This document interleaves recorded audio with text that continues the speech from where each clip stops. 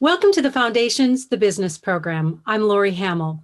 Before we speak to our guest today, I want to let you know that the Foundation has set up a COVID relief fund in order to support thousands of union performers who are going through tough times. Since March of 2020, thanks to your donations, the Foundation has given over $6.3 million in emergency aid to over 6,800 performers and their families. If you are a SAG-AFTRA member and need help, please ask. And if you can help, please give. Information can be found below in the description of this video. Thank you so much for your support. Now, without further ado, I would like to introduce our fabulous panel. Nomzamo Mbatha, Beth Hall, Sherry Cola, Mignon, and Julissa Calderon. Hello and welcome. Hello. Hello. Happy Wednesday. Yes. Okay, so we have a panel today that is extraordinary. I have so enjoyed getting an opportunity to get you to know you, all of you, just a little bit by your wonderful materials that you have out there. I mean, shows and movies and things that you've written that are so inspiring. And what I'd love today to be is a conversation where we're able to share some of your experience with you. So what I really would love to start with is, and whoever would like to start, and feel free to just get us going. Julissa, would you mind starting with telling us how you got involved in acting? We'll be here forever if I started that. Okay. You know what? I've done, like, as a kid, I did plays. I was always in chorus. I was always in the arts. And then, I don't know, in high school, I got a little, like, cool. And I literally, like, strayed away from anything of the arts. So when I went to college, I went in as a pre-med major, actually. And 2 semesters in, I was like, this is not it. I am not a fan of this. And so I switched over to a theater major, and I was super supported by my mom. And yeah, from there, I graduated with a theater degree. I did some off-Broadway, and then I moved 7 years ago to LA, and the rest has been history. Mm-hmm. That's great. Great. Journey. Yeah, interesting. It would have been a whole different path for you. Yeah, it definitely wouldn't have been this fun, that's for sure. But it's paid off. I think I've made the right decision. You know, there's sometimes you're like, did I make the right decision? I am very, very happy with everything. And, like, I think more importantly, the people that that inspire me in return, I think that's the most rewarding. So for me, I know because of that, just that, I made the right decision. That's so great. Yeah. Nomzamo, you have an accounting degree. Is that true? It's true. I'm going to have so much fun with Sherry today, I'm sure. Tell us about your journey. So I'm originally from South Africa, and I've been living in Los Angeles for the past 2 years. I too had a different path. When I left high school, I got accepted to the University of Cape Town, which is like the #1 university in Africa. And I was going there to study a Bachelor of Commerce in accounting. But I've always known, that the calling wasn't that. I've always wanted to do performing arts. But unfortunately, back home, and, the funds to, any company really, to fund a student to go and study the arts, it's a needle in a haystack. And so that was, I decided to go with my reason, as Shakespeare does it, the reason versus passion. But, at the end of my degree, I then got a call to go and go and audition for a show. And I remember just having to explain to my family that, I'm dropping out of something, but I'm dropping into something else. And opportunity to audition for the show, and it turned out to be the biggest show in South Africa and on the African continent. And from then on, that's when I got to work with different brands, and then I got opportunities to travel overseas, go to Europe and work with MTV, and come to America and work with BET quite a lot. And it's not until I made the big leap of faith in 2019 of January to come closer to the pulse of storytelling, the kind of stories and the magnitude of stories that I wanted to tell, that I got the opportunity to audition for Coming to America. And now I get to be in this wonderful, wonderful land and work. Oh, that's so great. Love it. Sherry, do you want to talk to us a little bit about your starts, how you started?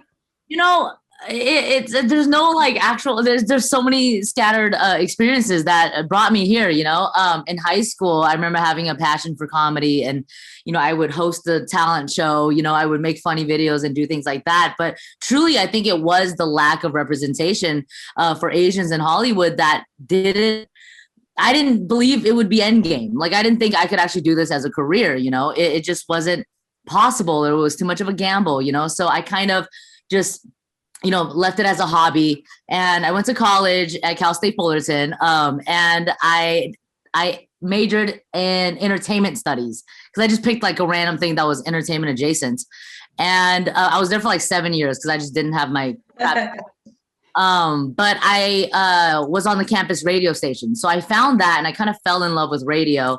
At the same time, I wanted to do stand-up still. You know, I still had this drive of like performing in some way. So I fell in love with campus radio, and I did that for 3.5 years. And I thought, you know what, let me just choose something, for goodness sakes. Like, let me just, you know, I'll do radio. That's the way I can broadcast my personality. I'm also a big fan of music. So, you know, that'll be it. So after I graduated from Fullerton, I got a job at AMP Radio 97.1 FM here in LA. And a few years there, I ended up on air. And Carson Daly, actually, Old Faithful, gave me my first big break because he was on the morning show there. And I eventually got my own show. But as I was there, that's when I started doing stand-up for real. Like, finally got on stage and you know, embraced this thing that I've been wanting to do since I was a teenager. And from then, I just started taking some improv classes at UCB. This was 2016. And then I just kind of, one thing after another, I'm acting, and here I am. And it's just been such a beautiful journey, and I'm still learning as I go. But yeah, it's really cool. I can't picture myself doing anything else. You know, it's like the first time I was on like a TV set, and I'm pretty sure everyone can relate to just like realizing, oh, this is home.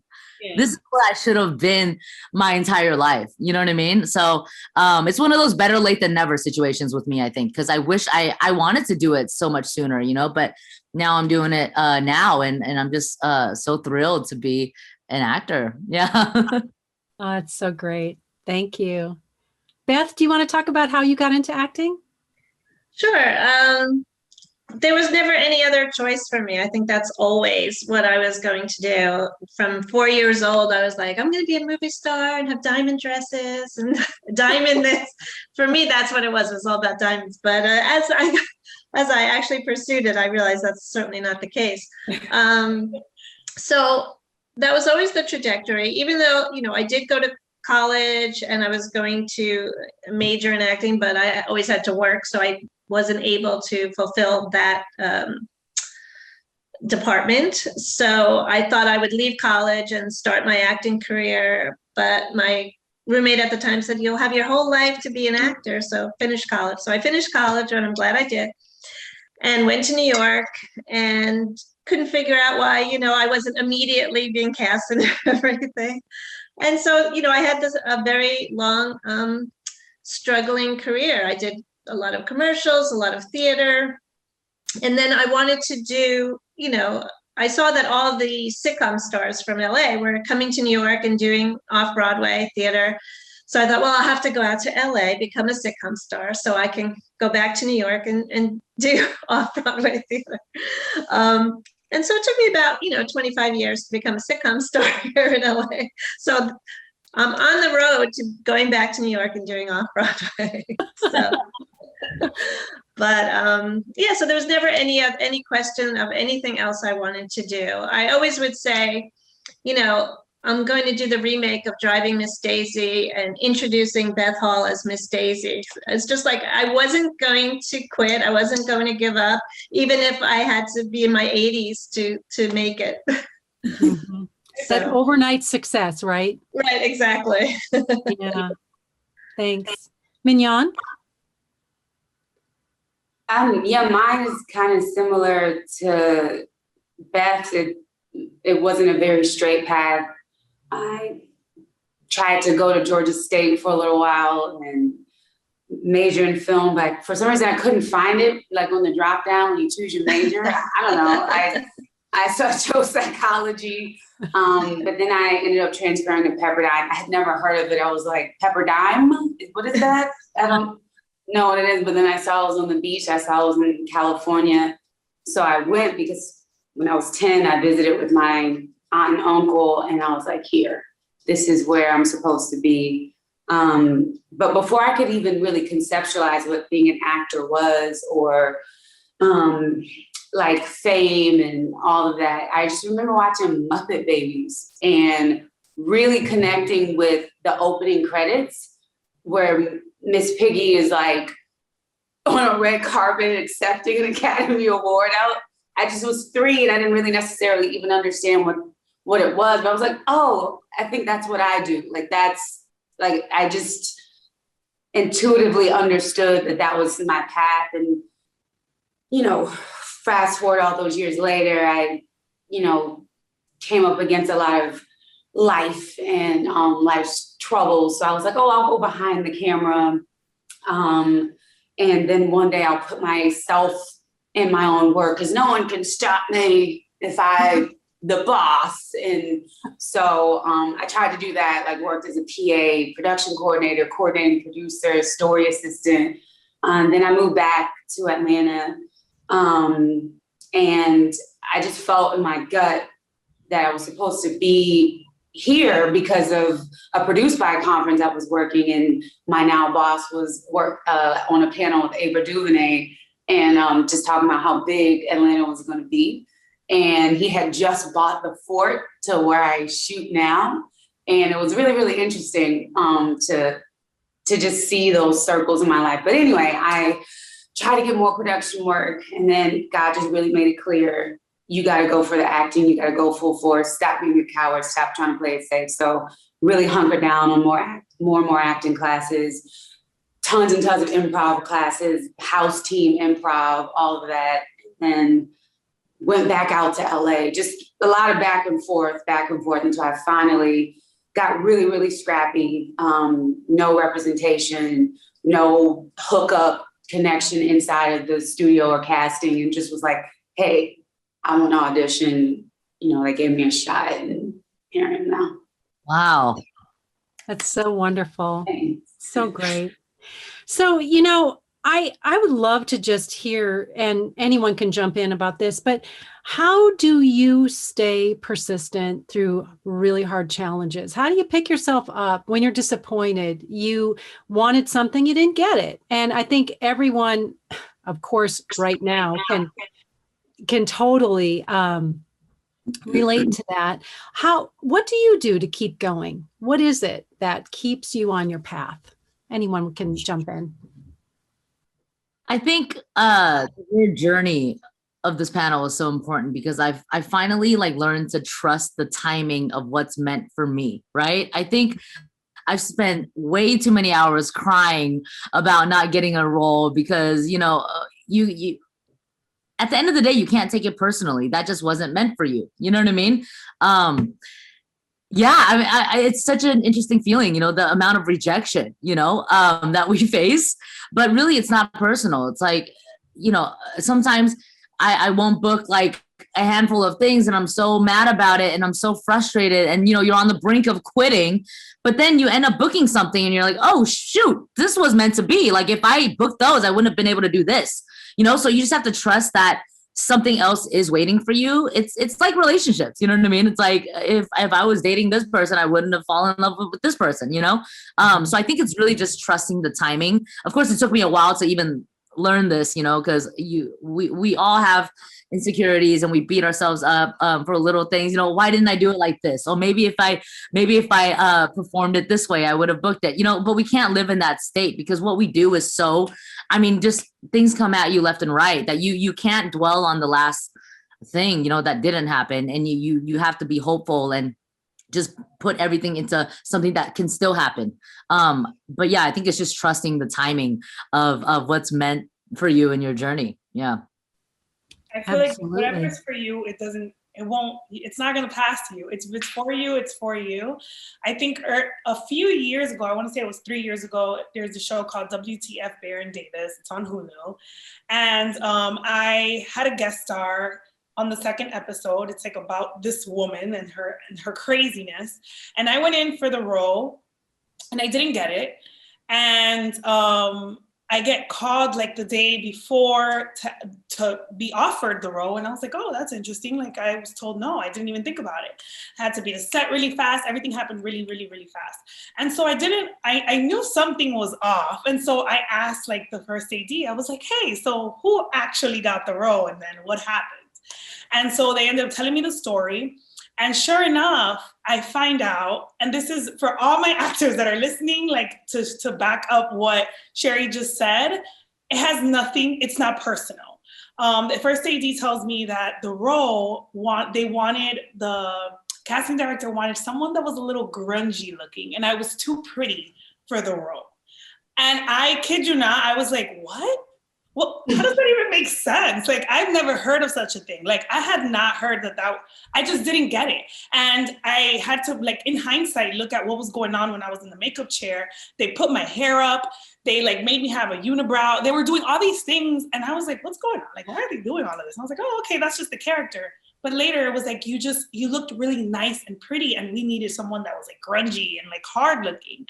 And so, because of whatever happened with the first person, I almost didn't get that role.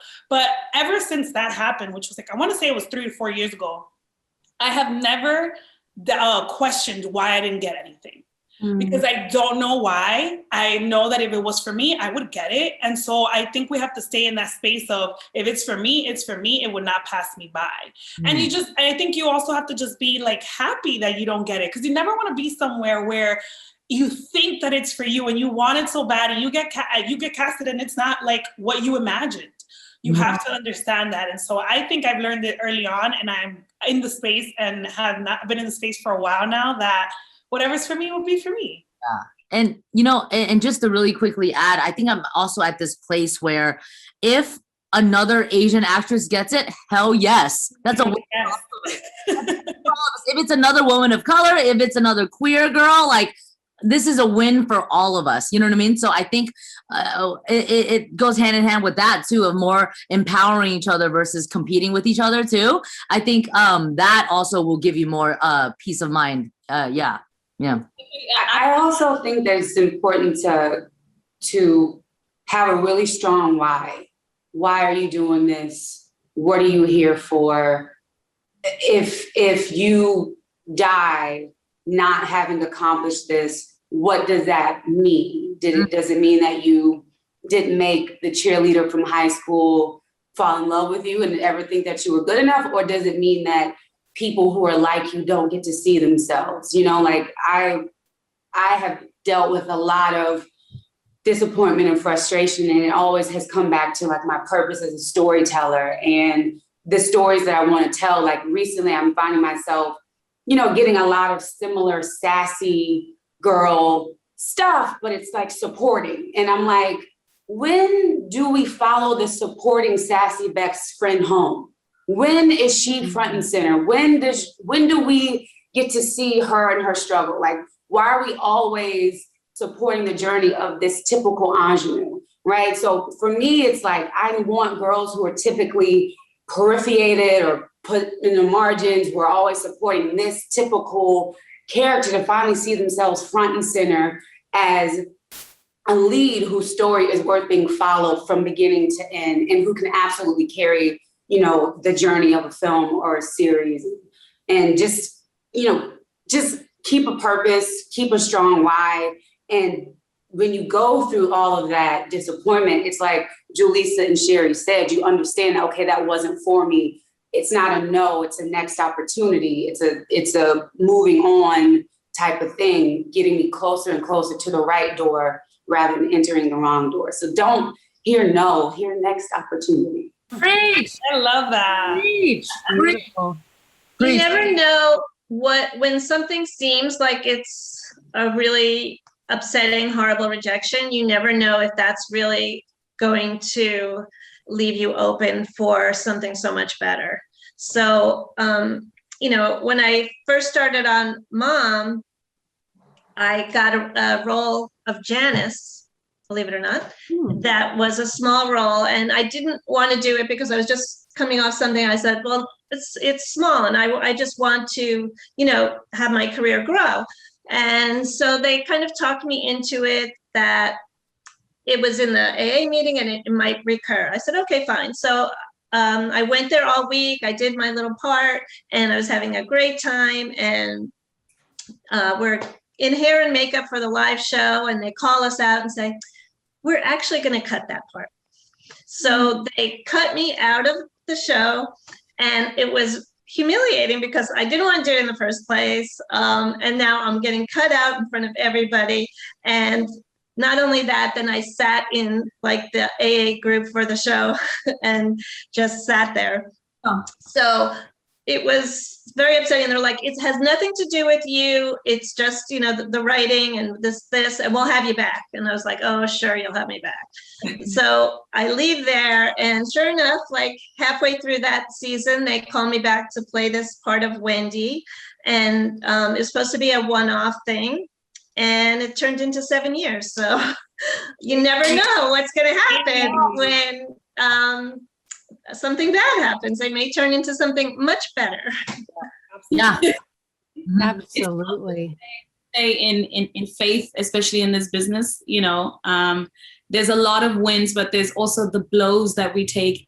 Was Koshi Mills, who said, other people have a normal 9-to-5 job. Our jobs are not normal 9-to-5 jobs. That audition, that self-tape that you have to wake up for, if it's coming in at 2 or if it's coming in at 5 and they need it the next day, that's our normal 9-to-5 job. So we wake up and we go to work.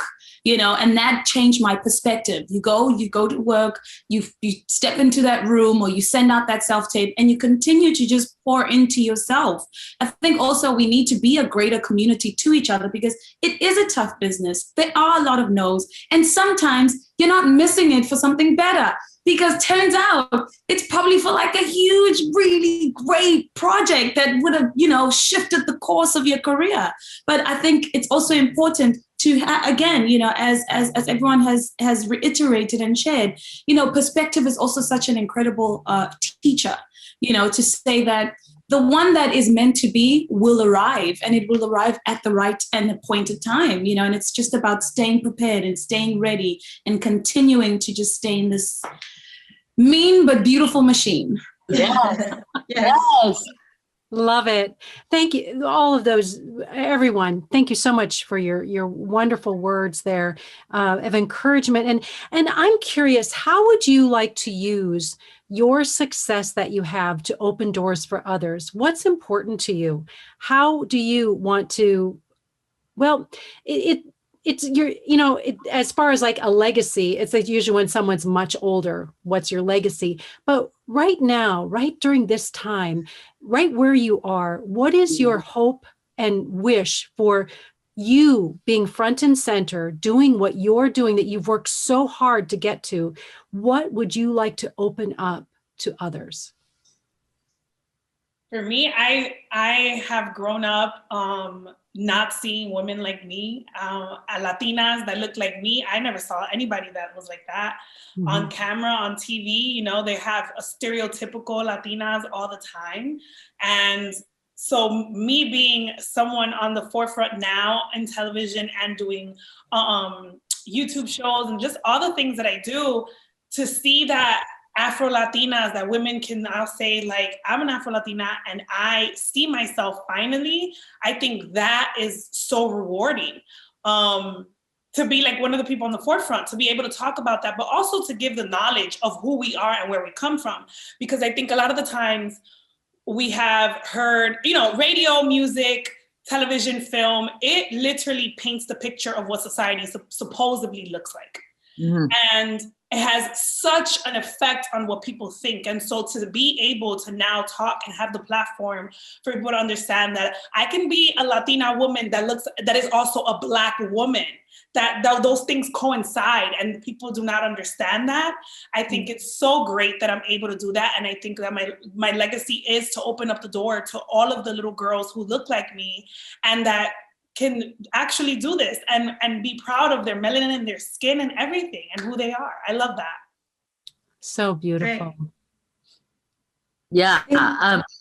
That's beautiful. Beautiful. Go ahead, Mignon. Oh, I was just gonna honestly echo what Julissa is saying. I think we've been told implicitly and explicitly whose stories are worthy of being told, and we think about the recent events this week that have happened in our nation yet again. We're told over and over who to empathize with and who to see as other and who to see ourselves in. And I think for me, I've always kind of been a black sheep, a dark horse, an underdog. And I just really, really, really, really, really want for more unseen, misunderstood people to see themselves as the hero, not always being some 5 and under or being supporting the hero's journey. You're the hero because we're all the hero of our own story. And to really stand in that and put your weight in the fact that, typically the universe, I know society loves a front runner, but the universe, God loves an underdog because he can make himself strong for those people because everyone else is counting you out. Everyone else is underestimating you or just walking right by you. And so I really want people like me who have just been told no for honestly, sometimes it's like, I don't even know why.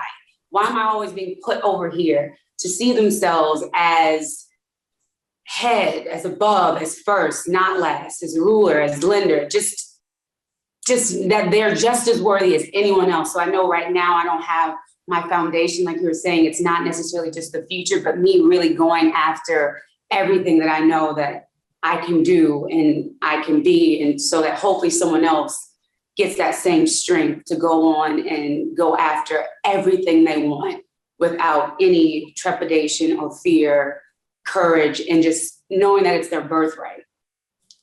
Yes. Yeah. I'm loving everything you two just said because I feel the same way. And I could go on and on about this. It's just, we have been underestimated for so long and society has put us in a box, especially, I talk about the lack of representation for the Asian community in Hollywood. And, we think about a movie like Joy Luck Club that came out in like 1994, 25 years until another big studio film with an all Asian cast, 25 years, Crazy Rich Asians. And that's my entire life, without representation, in a way where I saw that, I could be the leading lady, and it's there's so much to it. And this is a fucked up world, that this entire year, listen, it's not just this year, this has been happening and it really is a matter of love versus hate, and just, I have so many thoughts right now because what's also so important is to be allies to each other, which is such a beautiful thing because it really goes a long way because we are stronger together when we're fighting against all this fucking racism. I'm sorry. The racism and the white supremacist world, It's like the society has had such low expectations for us that we were happy with the bare minimum. Right. One more time. We were okay with being the stereotype, the punchline, the supporting character, watching everyone else shine because opportunities are so minimal that, let me not jeopardize it. Let me not, because I could lose it. And the way we carry ourselves is just, now I'm just like, no, fuck that. I deserve to be here. My people have a voice no matter how long they've been silencing us, just the stereotype of the Asian woman alone, submissive, sweeps things under the rug, doesn't want to rock the boat, which is why we're so easy to bully, and it doesn't help that Hollywood has misrepresented us for so long as the nail technician, the mathlete, that, America's been watching that for so long that's how America sees us when we're walking down the street. So it goes hand in hand, the representation in Hollywood and the representation in this country for all marginalized communities. So there's so much more work to do because we're still not even close to where we need to be. And it's conversations like this that are so powerful because we're calling it out. We're finally calling it out. And just specifically like with the Asian community, because we've been so like, you know, like our opinions have not been valued. Right now, there's this fire within us that I'm so proud of because we're finally fighting back. And it just, we won't take no for an answer at this point, you know, because once again, marginalized communities, people who have, you know, just not given the fair opportunities and have not been treated equal, us together, working together, that is a force to be reckoned with. And I really feel that right now, which is very beautiful to see. I'm sorry, I'm fired up. Well, that was so That's great, good. Sherry. It's good to be fired up. It's the truth. It's the truth. And like, I mean, you said exactly also too, what we all have been saying, right? It's just Hollywood, TV, film, they have such a big, like, I don't know if Hollywood understands the magnitude of what films and TV do for society. I have to give it up for Procter Gamble, who recently put out this commercial that showed how we view, like the first 60 seconds or the first 30 seconds of the commercial was all these African-American people, and either they were walking into the grocery store, to a corner store, driving in a car, and the music of everything and the way that it was shot all looked like all of these people, we knew what was gonna happen in this commercial.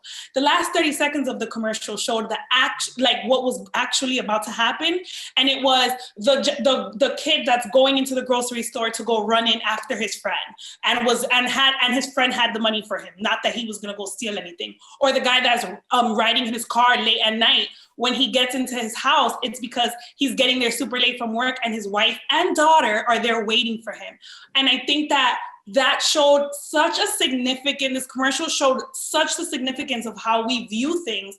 And it's because this is what we see and it's ingrained in our head. So we think whatever we see, this is what's happening. And that's Hollywood's fault. And so I think that now being able to now get our foot in the doors and tell our stories properly ourselves and be allies to each other, it's going to be changing. It's changing the representation and changing what people would see, because at the end of the day, we are a mirror to that. Absolutely. Yeah. I mean, you look at past projects as well that had perpetuated so much of the prejudice and made it cool to put it on TV, made it cool to put it on film, you know, and put it in music. Those are the things that were being funded. But it's so beautiful to see how representation, diversity, inclusion, our visibility is being abolitionists. You know, we are abolishing everything that ever existed before this, you know, to say that actually you got away with it for such a long time and now no more. You know, I look at how how Africans have even been perceived in a lot of film and in a lot of television, you know, and it's something that, because we're so far, we sit back and we think, really?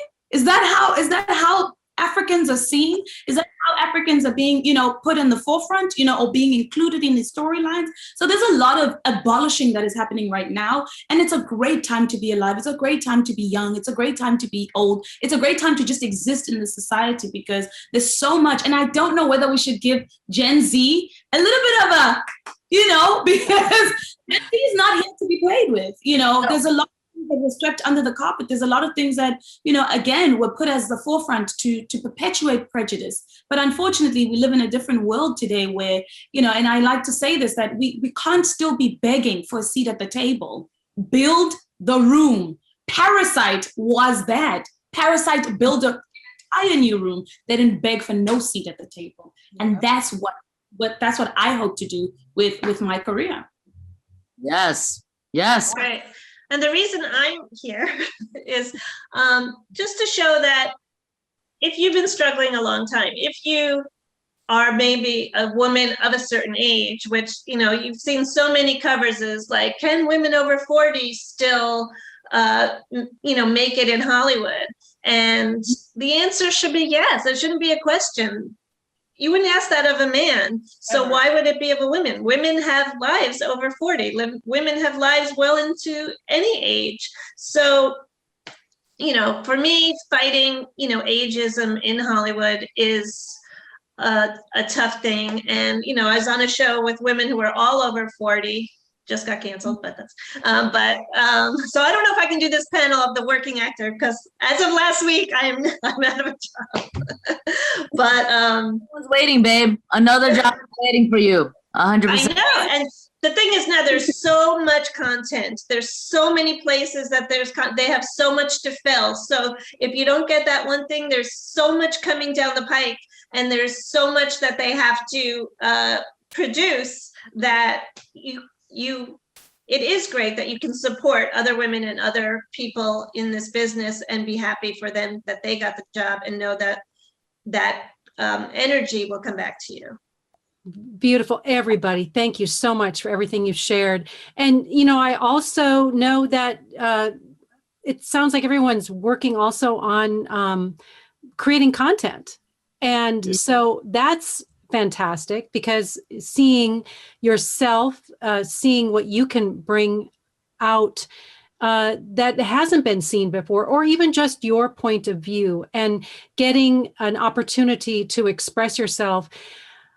These are, as they keep saying, extraordinary times. But I think that I think we all are just ready for change. And as actors, we've all gone through so many times of uncertainty, of course, and let this time be a tidal wave of change and opportunity. And what I love too is holding that door open for others. Wow. Yeah. That is so powerful. And I kind of feel like we're all women on this panel. So these are all coming from a woman's point of view. And I really, I just so appreciate it. And we've got a couple of questions that have come up from membership. Let's see if we can handle a couple of these. I know we don't have, I wish we had hours today to talk about all of this. And also, everyone here, your lives are so rich and your careers are so rich. And the work that you're doing is so important and so powerful. So here's something that came in from one of the members. Can you talk about how you have managed to achieve financial stability? What jobs have you done outside of acting? And did you have to take a break from acting to achieve stability? Thank you for whomever was asking that. Well, I'll say that I've worked every job you can imagine. I was a waitress for many years.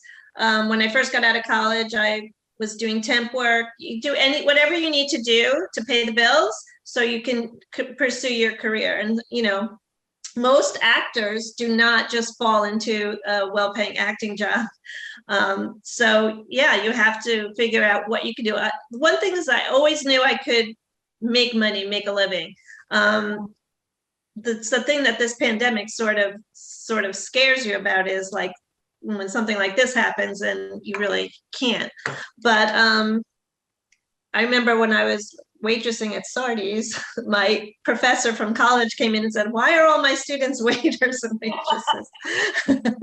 But even when the first year I was a series regular, I was still like working part-time because I would never want to, when you've struggled and lived hand to mouth for so many years, even when you start to have success, financial success, it's hard to believe that that's going to continue. So I've always held on to like, well, I can always go back to that. No, I can always do that. But yeah, so it takes time and it takes persistence, but you can achieve it. Wow. Wonderful. Would anyone else like to answer that? Yeah, I didn't have any stability before my acting jobs, but I did have a lot of other jobs. I would recommend things like real estate. I'm a licensed agent. In the pandemic, real estate's booming. So go figure. The housing market has gone up. I mean, so I would do things like that. And then I did things like real estate and Postmates because I could organize my schedule. It wasn't a 9 to 5 that was going to stop me from going to get, we all know that already, right? The 9 to 5 is probably going to get in the way. So being really creative with things, and especially real estate's really good because you can get a really nice chunk of money at once. But I would also say too, save your money even when you don't have a lot of money. even if you're just putting $1 away, $2 away, do that. And then also energetically be generous, because it is a fact that for every, well, we know from science, even if you're a spiritual person, for every action, there's an equal or opposite reaction. So be generous, be kind, even in your poverty. Like I remember I was on food stamps. I would go buy bread and jelly and peanut butter, and I'd make sandwiches and give them out on Skid Row. So it might not always be $1, but I gave out of my own need because I knew that there was more. So that's the thing too. Believe that you're abundant. Do a lot of energy work. I like Beth was a waitress for so many years. I mean, it's just the easiest thing, right? It's like, I don't have this 9 to 5. I can go in, get going for like, if I need rent and I could work a double, I can work a double so I can have rent for the next day. But for me, luckily, God was like, I'm gonna toss you a bone, Julissa. I'm gonna make sure you're okay. And so I did something that I didn't want to do. And I think that maybe this is a message for whoever is listening and maybe needs some clarity. But for me, I did videos, and I fell into the world of doing sketch videos.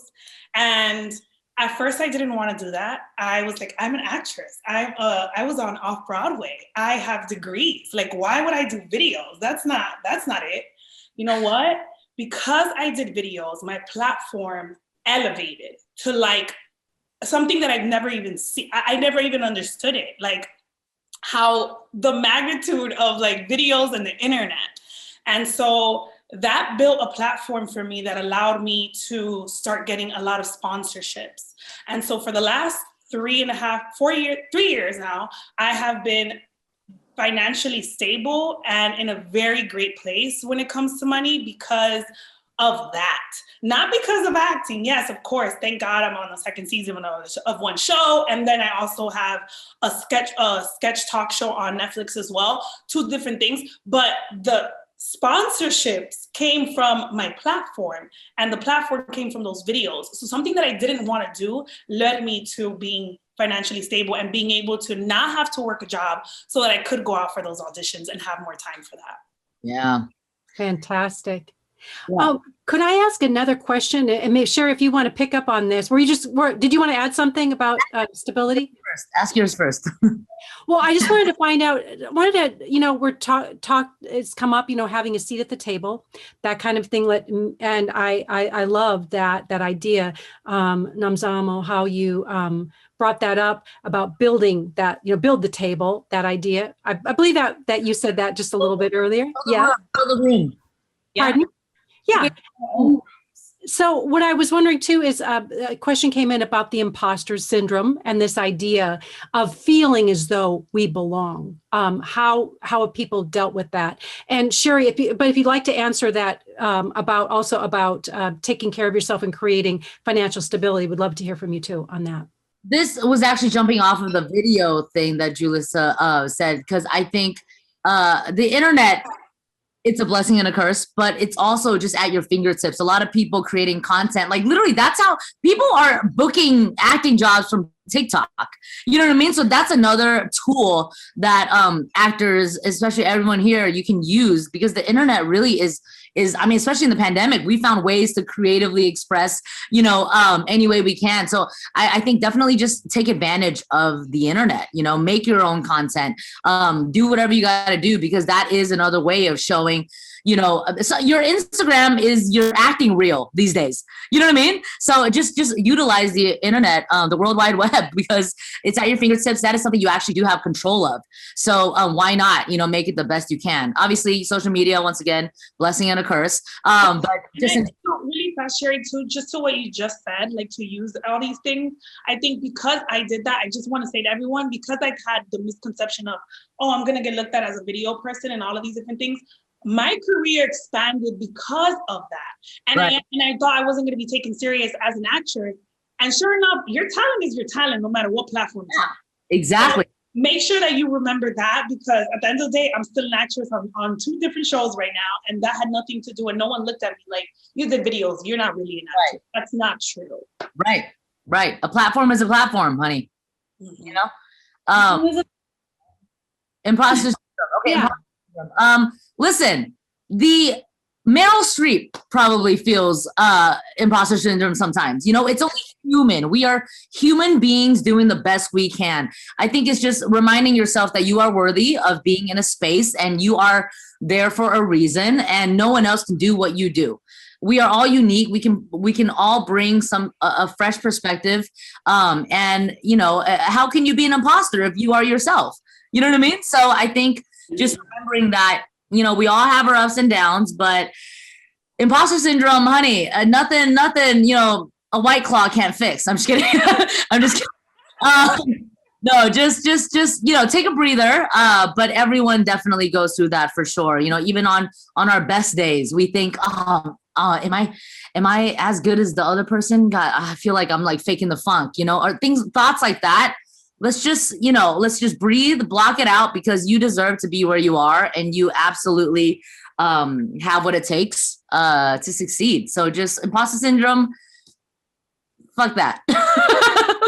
I'd also say too, like it kind of, like what I was saying earlier, when you have a strong why, and what Sherry's saying, no one can be. When I really understood that, like I wasn't crazy. I was like, I know that there are tons of actresses out there that can play this part and play it well. But can anyone play it like me? No one can be me, right? Just to echo what Sherry's saying, but also that sense of belonging, that's a basic human need. We all want to be seen, known, heard, understood, wanted, desired. But the thing is that those voids we have can't be filled by another person, sex, drugs. We try to fill it with those things, but more than likely purpose. And the one who sent you here to fulfill that purpose is going to be the only thing that fills that void. So for me personally, that's something I just realized at my age, that was a deep unmet need to feel like I belong. Like I said earlier, I've always been kind of a black sheep, a lone ranger, a solo wolf. I've always had this sense of not really feeling like I fit, or where do I belong? Like, where's my place in the world? Like, but I realized the only place that I can go to get that understanding and that sense, to know it at a heart level, not just at a mind level. We say all the time, I'm enough, but until you feel it in your heart, that's when it really becomes your energy that you carry with you. I didn't really realize that I can't get that from getting enough roles. I can't get that from relationships or money or a title, a number on the call sheet. It comes from understanding who I am at a universal, infinite level. You got to know that stuff outside of anything that's conditional. Your beauty is conditional. Your money is conditional. Your employment status is conditional. Knowing who you are and feeling like you belong has to be something that's infinite. And for me, that goes back to my understanding and my realization that the first person to know me, love me, want me, desire me isn't a person at all. It's my creator. It's my relationship with God. I don't know what your relationship might be, but if you can tap into something bigger and a purpose and that sense of why you're here and what you're doing, then no one can take that sense of belonging from you. No one, nothing, not a job loss, not a bankruptcy, nothing. So tap into something infinite rather than the finite simpleness of what other people feel. Love. The truth. Yeah, there she goes. I thought I was gonna say Nomzamo wanted to speak and like it wasn't going like.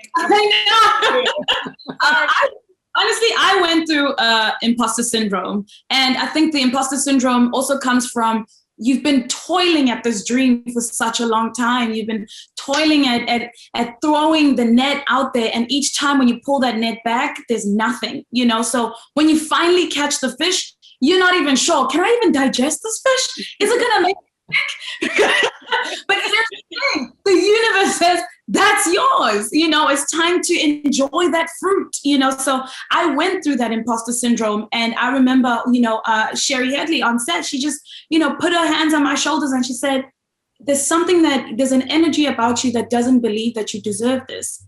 You deserve to be here. You know, because imposter syndrome makes us believe that we don't deserve it, you know, because we've been rejected so much. all the other casting directors didn't see anything. So what makes this thing, what if I flunk? What if I fall flat on my face? What if I'm unable to measure up to anything else? And there's that little voice that says, if not you, then who? And it's important to listen to that. But most importantly, it's important to have a healthy relationship with this job. We have to have a healthy relationship with this job, because as physical and mentally exhausting and challenging it is, emotionally, it really does tap into the depths of your how you view yourself, and I'm glad that, Mignon, you expanded on the fact that everything else is conditional. Everything else is conditional, but who I am, what that says I am, is so much more. And so if you can be able to hold on to that and continue to just have a healthy relationship within this industry, then you'll never be on set thinking that there's somebody more talented, somebody who's been in this industry for 40 years. Why me if I've only been here for 2 years? If not you, then who? I love that. I didn't know that I had imposter syndrome until now. I didn't know what that was, but now I know I have it. So thank you for helping me. That's probably a good thing, Beth. That was probably a great thing. Well, there's that idea of that old saying, compare and despair, and that can so mess with your head. And I just love the joy that I hear today, the persistence that I hear from all of you, and the celebration too. I mean, this is a celebration, and I feel I'm sure our audience, I'm seeing so many things in the chat. Thank you for today, for everything that you shared. And we're getting close to our time now. It's a short panel. It's about an hour. So let's see. There is one question about getting your rep. How did you get your rep? Let's just ask if everyone can just say really quickly. Although, Mignon, you start, because I think that is an interesting question for you, right? It is. I have a manager now. I had an agent for a couple months, but I didn't really have representation until fall of last year, but that didn't work out. I have a new one now, but for all of you who are looking for representation, you need it, but you don't need it, because I got my series regular role. I wasn't SAG eligible. I had no major credits. Everything was non-union. Everything was, I had never had a manager. I had never had an agent, no publicist. My auntie wasn't the casting director. I had to get scrappy. And one of the sayings that was going through my head at that time was, fortune favors the bold. So I got bold. I got smart. Get yourself an IMDb Pro account. It's like $140 a year. And you figure out how you're connected to people. You work your resources. You look at, a lot of times we look for things outside of ourselves to figure out how to get something, but everything you need, you already have. So look at what you have, figure out how to make it work. And that's what I did. And I'm telling you, I went from indie credits and short films, not even an indie feature film, to being number 2 on a call sheet on a Viacom network series regular. Faith, scrappiness, determination, persistence, you need reps. You do, but I know that's right. You better keep that 10% for yourself. Let's go. Let me tell you, honey, that 10%, I saved. I needed that during the pandemic. I got a dog. You know what? I will, jumping off of that. Yeah, absolutely. Once again, the resources are at your fingertips, I am no stranger to a blind email, half of the gigs that I've gotten as a stand-up, as a struggling stand-up comic was just DMing people. Like, hey, you do the show. like, let me jump on, like what, and just not being afraid of not getting a response, you know, because it's gonna happen. You know what I mean? It goes to just putting yourself out there and hoping for the best. In terms of reps, I will say that I did get lucky because when I started doing stand-up and I had a couple of like viral videos, my friend from college, who I guess was a talent agent now, he hit me up and was like, you know, oh, you're finally doing it, because he always thought I was funny, et cetera, et cetera. And he's like, wow, you're finally doing it, blah, blah, blah, blah. And he was like, I want to come see you do stand-up. So he came to see me do stand-up the very second time I did stand-up. And he was like, that was great, whatever. And I was like, wait, what do you do now? And he was like, I'm a manager. And I literally thought he meant like of Cheesecake Factory. Like, I didn't know what. And he's like, oh no, like a talent manager. And then from then, you know, he only had one client. I mean, he's very boutique. And he still is. And from that day, we're just like, yeah, let's try to make some shit happen. And you know, it's been a journey, but yeah, I did get lucky in that sense of it was my college friend, you know, that now manages me. Yeah. That's fantastic. You know, we're going to have to go. I am so sorry to have to end this panel. I am so grateful to each and every one of you. And also thank you to our membership for the questions today. Wonderful questions. I hope that they were answered.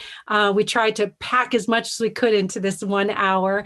I want to say thank you so much, Beth, Sherry, Julissa, and also Mignon and Nomzamo. I worked so hard to say your name correctly, and I love it so much. It's so beautiful. I really deeply thank you all for showing up today, for caring in the way that you do about how you present yourselves in the world, the doors that you are opening, and the strength that you showed us today. It's so very invigorating, and we do appreciate you.